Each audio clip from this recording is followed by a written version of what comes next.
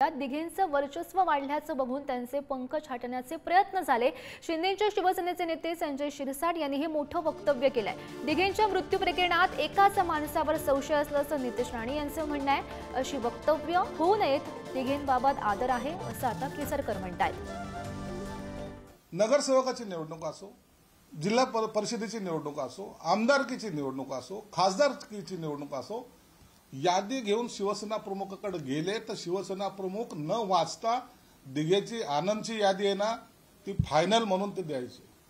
दिघे साहेब king होत आहेत। दिघे साहेबांच्या हातात शिवसेना प्रमुखांनी सर्व काही दिलेलं आहे। मग त्यांना छाटण्याचे प्रयत्न त्यावेळेपासून सुरू झाले होते। आनंद दिघे मोठे होणं हे कोणाला आवडत नव्हतं।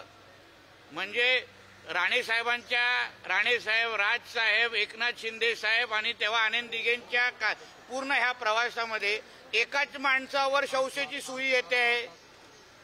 तर कधी ना कधीतरी सत्य बाहेर आलं पाहिजे ना।